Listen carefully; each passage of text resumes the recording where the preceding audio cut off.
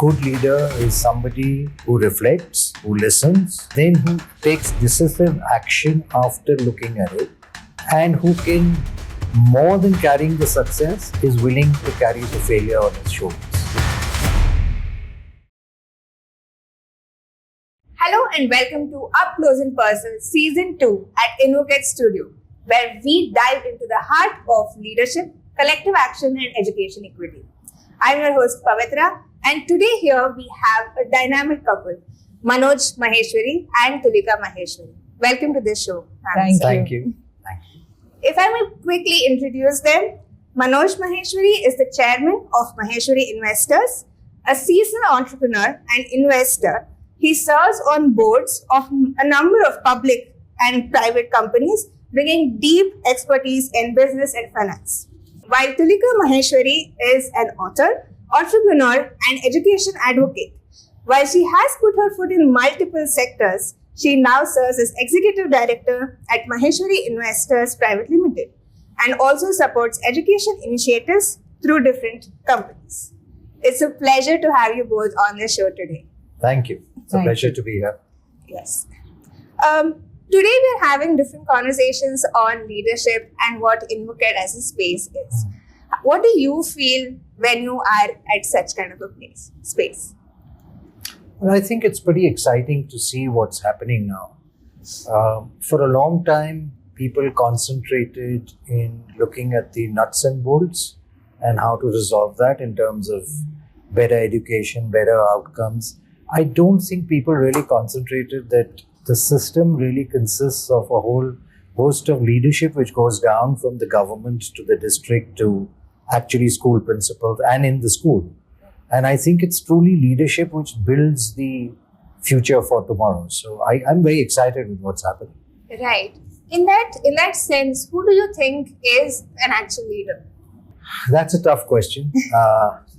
Leadership is supposed to be leading from the front, but I think a good leader is somebody who reflects, who listens, and then who takes decisive action after looking at it, and who can, more than carrying the success, is willing to carry the failure on his shoulders. Right. And you both have been accomplished leaders in your ventures, and I'd also like to hear from ma'am about what do you think is a leader? Who do you think is a leader? I certainly think, just as Manoj said, is someone who leads from the back and is able to motivate people to do their best. Right. And I think that's what a good leader is. Right. And you have also authored children's books. How has that experience been for you?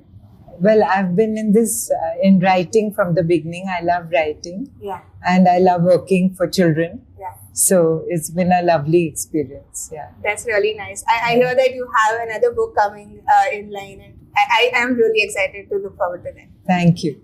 How does a typical work day look for both of you?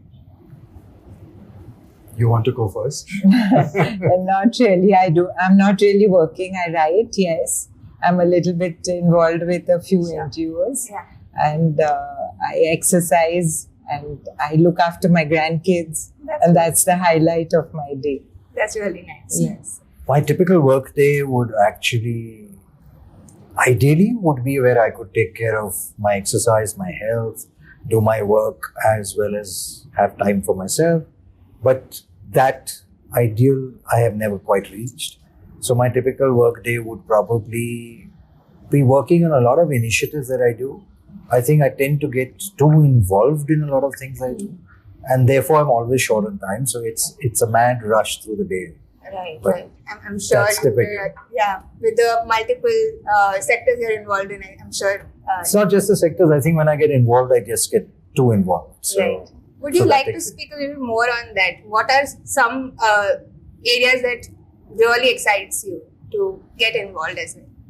Well, there are a couple of things that I really like to see what technology and what the future is bringing. I think the sea of change that we are having right now in all fields is phenomenal. So that's very exciting, and I like to keep abreast of that and see where, if at all, I can participate. And I think that includes the philanthropy section. it includes the way that people are looking now at societal needs, societal changes, how education itself is going to change because of this. So I think all of that is so huge. And as I'm involved peripherally in a lot of that, I think there's a lot that I need to, keep getting involved in. Yeah. While you speak about education and Tulika's interest with children, I'd like to hear one experience from both of you on one of the first times that you felt the need to do something for education or children. Well, to me, I think way back when my kids used to be in school and they used to go to something called Pavement Club, which is in Bombay, and they used to go there and they used to tell me about the street kids who would come and to educate them. I think we got a little interested and we made a couple of donations to some of the municipal schools. I think I went and saw one of them once and I realized that the level of education that we have in this country is fairly low. And the reason is that there is no real leadership which gets in there to actually get to implement it. I also realized at that point of time that a lot of these people whom we were educating, I don't think we have a holistic policy because a lot of these people, you have support for the underprivileged to come and school, but you don't have vocational training, you don't get them a job, and that's a real issue. So that's when I got interested to see how could I make systemic change in education in India. Yeah, interesting. When I was in school as a part of the curriculum, I was a part of a municipal school as a volunteer. And then I went on, I enjoyed it so much that I went on to teach there and finally became the principal. So I was involved with that school for almost 10 years. That must be really inspiring. Yeah, that was very interesting. And that's where my journey began. That's really nice to hear. So when you speak about in donating to certain organizations, how do you decide where you want to invest? I look at the program. I look at, first of all, the passion of the organization. Are they really passionate about it? How passionate are they? I look at the kind of programs they do. There was a point of time early in life when I started, I used to donate to actual tangible improvements which happened one school, two schools. I then started looking for people who were interested in systemic change like me. And those don't give you tangible results immediately. It's a long drawn process. So are they there for the long haul? Are they willing to do that? Are they willing to go that extra mile? It's even more difficult getting funds for something which is not immediate tangible. So I look for organizations who do that, and if they're there, I'd help them both donation or with my time or strategy, whatever. So that's what I do. This is an amazing cause, and I think both of us and my daughter, all of us feel very strongly about it. That's really nice. Yeah. I was going to ask you as well, how do you collectively decide? Yeah, this is an amazing, both Santosh and Khushbu are doing an amazing job, and all of us as a family feel very strongly about it. That's really nice. Thank you so much for saying Thank that. you. Santosh, actually, both of them, when they first came to meet us, and our daughter got them to us. She is an educationist and works in the field. I think both of us, Tulika and I, were just in the first meeting itself, just saw that passion, and it just appealed to us. We have never looked back since then. Indeed, they are a dynamic couple as well. And are there any value systems that you hold dear to you, which when you're working for or with the development sector? Integrity, honesty, commitment, and passion. Right. I would say the same: integrity, passion, and commitment. Certainly the people behind it. Yeah. Okay. And again, you have been working in the investment and finance sector as well quite a lot. So is there any advice for our viewers or for our fellow organizations on how can we make smart financial decisions in the sector? I wish I knew the answer to that. I truly wish that. I could have probably been a much bigger philanthropist than I am and retired to the south of France. I don't think there are any smart decisions that you can take. I think common sense is very important. And I think you need to keep your greed in check. Yeah. I think if you do those two, then you probably will be successful. Yeah, I'm not involved in finance at all. So I can't answer that. Right. That's totally fine. So, we also speak a lot about collective action over here. What do you see when so many organizations come together, and are there any instances where they come up to you and say pitch their idea in spaces like this? Well, this is quite a new idea actually. Most people like to work in their own silos and work on that. I just know 2 or 3 organizations which do it on this basis. We have been fairly successful, but I think the true challenge lies in being able to get a cohesive action going. I think it also lies in being able to use almost strategic management to try to manage this all together. I think the advantage that they really have out here in ShikshaLokam is that they have the technology base on which to build. So connectivity becomes a lot easier. Yeah. But it's also about a lot of egos. It's also about a lot of people bringing that together, making sure that you listen to everybody. Right. A lot of people actually, but in a collective organizations, when you said they come and make a direct pitch, I would think the collective organizations failed if somebody comes to me with a direct pitch. Right. That's a really nice perspective to look at. You have any thoughts on this? Well, I think you've said it all. So, yeah. All right.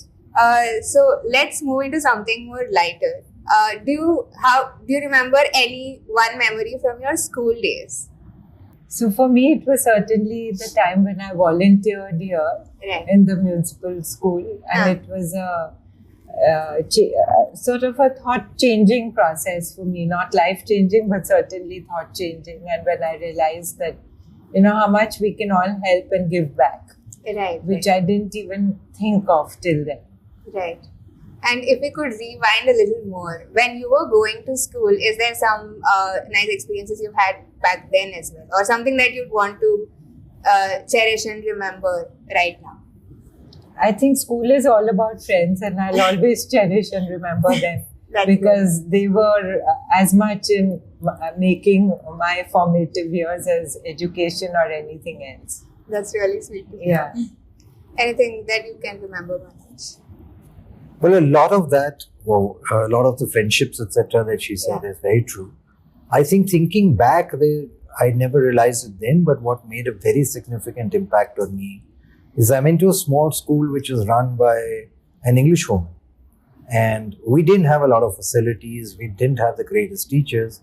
But now that I think back, just her empathy, her leadership, the way she created that curriculum, we always had toppers we used to do what in those days was called senior Cambridge. And now I think back that small school without having all the facilities which larger schools did, it was her empathy, it was her leadership, her style. So I think she had a great impact on me, which I realized much later in life. That's really nice to hear. Is there any teacher in your life also who really inspired you for who you are today? Mrs. Kocher, she taught me English literature. And my passion for writing and English literature began with her in Cathedral. That's really sweet. Yeah. Is there anything from the education system right now that you wish you had when you were going to school? Yes, I think more than marks, it's now more, thinking driven. And that is amazing because at time it was only rote and marks, which were important. Yeah. And today that's not so important. Correct.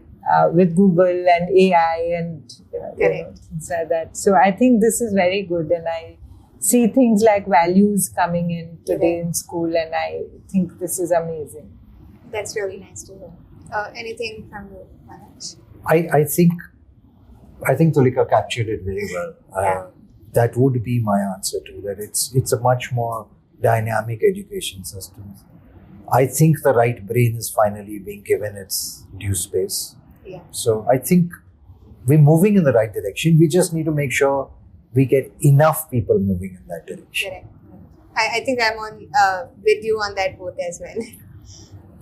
If we could move to our next segment. So as you can see, there are some jars over here with different topics written on it. You can choose any one jar and pick a chit which has a question that you can answer for our audience. This is tech and offbeat. Okay. What are the ethical dilemmas that come with rapid tech advancements? I think first and foremost, privacy becomes a big issue. Yeah. Because with the latest tech advancements that you have, whether you talk about genetics, whether you talk about AI, you talk about large data, machine data, privacy is a huge issue. All of that can develop only when you look at masses of data and work with that. So I think that's a whole ethical dilemma as to what part of privacy should be sacrificed for the greater good and what is really kept with you. I think that question also goes ahead onto how much of that can be misused. So that's another problem. So I think that's probably one of the biggest ethical dilemmas that face the world. The other dilemma that I see in technology, the rapid technology advancement, a lot of that is being done in areas which actually creates a class differentiation. Mm-hmm. People who can afford it and people who can't afford it. And I think that's an ethical dilemma as to whether we should actually also focus on how this technology can be made more universal. That's an interesting way of looking at it. So those are the two biggest, as I see them, dilemmas. Yeah. Thank you for sharing that. My question is, if you had to give a TED talk on something outside your expertise, what would it be? I think it would be on the importance of free time. And I see all my kids and everyone around me, especially in Bombay, on a treadmill out to achieve things all the time. And I think it's very important to have free time and not be on a meter all the time. That would be a really nice talk, I'm sure. Okay, so to wrap things up, I would like to hear from both of you. What is one hope that you have for the future of this world or the country? I truly hope that there are enough people who care about what's happening to our country and want to make a difference. Right. As we get, I won't say richer, but as we come up the income curve, that's when people have time. And I just hope the agenda is focused more as to how we actually do social development. Yeah. That's a powerful thought. Yeah, I think instead of thinking about themselves and their achievement, if they thought of the greater good and worked towards that, which itself is a big achievement, that would be great. That would definitely be much visible and very nice for the world. Thank you so much for sharing your thoughts, wisdom and stories with us. Thank you. Thank you. And thank you for our audience as well for tuning in. This is a wrap for this episode of Up Close and Personal. I'm your host Pavitra with Manoj and Tulika Maheshwari. Stay connected, keep the dialogue going, and see you all in the next episode.